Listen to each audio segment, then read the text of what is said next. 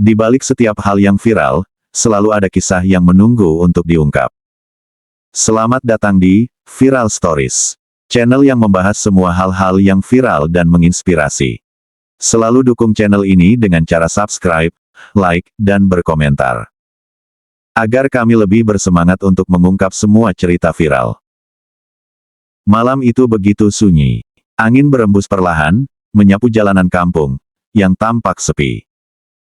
Kardio, seorang pedagang bakso, yang sudah bertahun-tahun berkeliling menjajakan dagangannya, merasa ada yang berbeda dari biasanya.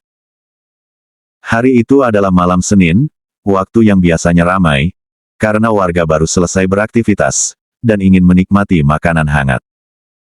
Namun, kali ini suasana begitu lengang, seolah kampung ini telah ditinggalkan. Sebagai seorang lelaki, Kardio selalu bersemangat dalam bekerja. Malam itu, ia membawa lebih banyak stok bakso, dengan harapan bisa menjual lebih banyak. Namun harapannya pupus, saat kampung yang ia lewati, tampak begitu sepi.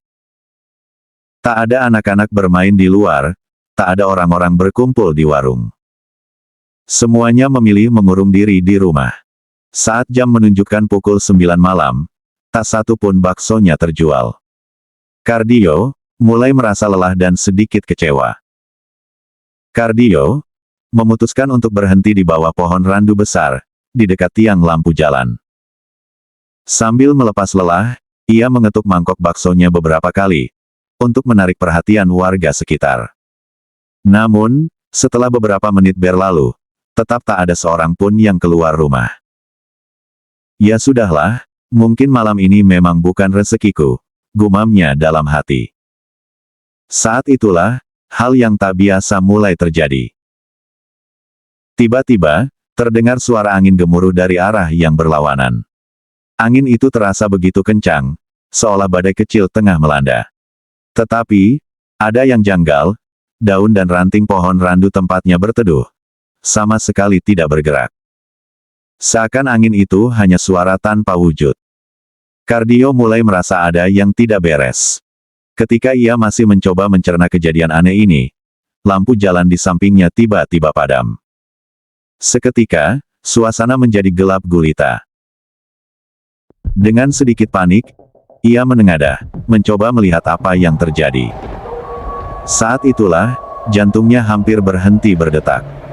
Di atas ranting pohon randu, tepat di atasnya berdiri, terlihat sesosok wanita berpakaian putih. Wajahnya pucat, rambut panjangnya menjuntai menutupi sebagian wajahnya. Sepasang mata hitam pekat, menatap tajam ke arahnya. "Kuntilanak!" teriak Kardio, tanpa pikir panjang. Kardio langsung mendorong gerobaknya, dan berlari sejauh mungkin dari tempat itu. Jantungnya berdegup kencang, keringat dingin membasahi pelipisnya. Namun, teror belum berakhir. Saat ia berlari, tiba-tiba tercium aroma busuk yang menusuk hidung, seperti bau bangkai, yang sudah membusuk berhari-hari. Bau itu begitu menyengat, hingga membuatnya hampir muntah. Namun, Kardio masih memiliki tujuan. Ia harus terus berjualan. Tak peduli betapa menakutkan pengalaman barusan, ia tetap harus mencari nafkah. Setelah berlari cukup jauh dari pohon randu, akhirnya Kardio melihat seorang pembeli menghampirinya. Dengan lega, ia berhenti dan mulai menyiapkan bakso pesanan orang itu. Sambil mengaduk kuah di panci, ia menceritakan kejadian menyeramkan yang baru saja dialaminya. Sang pembeli mendengarkan dengan serius, tetapi tiba-tiba, udara di sekitar mereka berubah.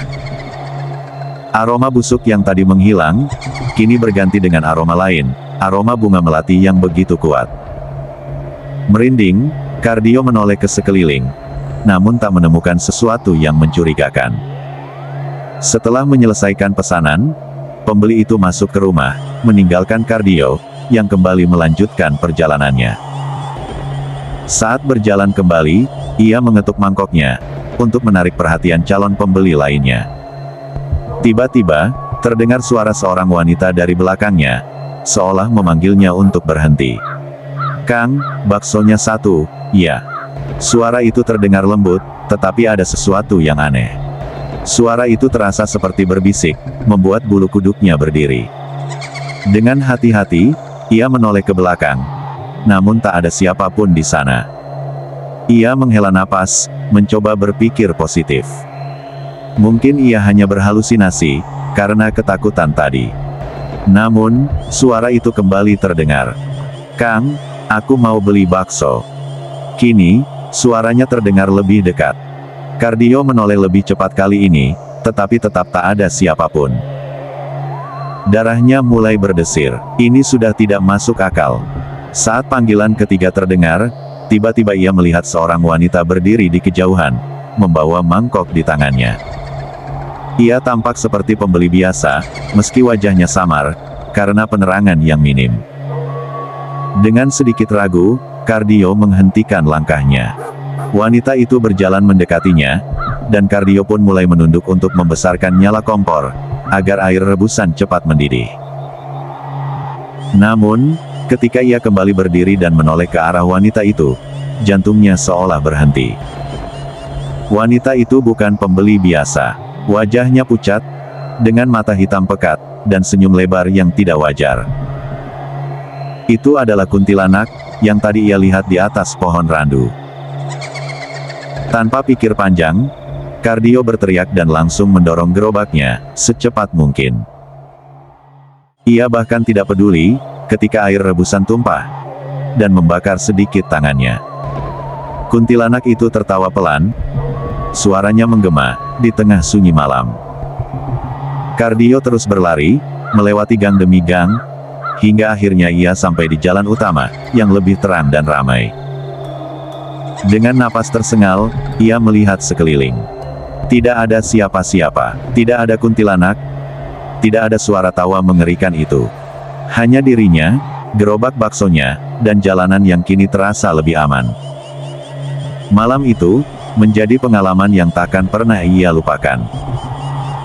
Ia akhirnya memutuskan, untuk tidak pernah lagi berjualan melewati jalan, di dekat pohon randu itu, tak peduli, seberapa besar keinginannya untuk mendapatkan uang. Karena ia tahu, di malam itu, ia bukan hanya seorang pedagang bakso yang mencari rezeki. Ia adalah seorang manusia, yang tengah dibayangi oleh sesuatu dari alam lain. Malam itu menjadi titik balik dalam hidup Kardio. Kejadian mengerikan yang ia alami, tidak hanya membuatnya takut, tetapi juga meninggalkan trauma yang mendalam. Sejak peristiwa tersebut, Kardio tidak pernah lagi berjualan di kampung itu, saat malam tiba. Ia memilih untuk berdagang hanya di siang hari, di tempat yang ramai dan terang. Setiap kali melewati pohon randu besar itu, rasa dingin menyelinap ke dalam tubuhnya, mengingatkan pada sosok yang pernah mengintainya, dari atas sana. Desas-desus pun mulai beredar di antara warga kampung. Konon, pohon randu itu memang dihuni oleh sosok yang tak kasat mata, dan beberapa orang pernah mengalami kejadian serupa. Namun, tak ada yang seberani Kardio, untuk menghadapinya langsung. Kardio, masih merasa seolah ada yang mengawasinya. Apa kuntilanak itu masih ada?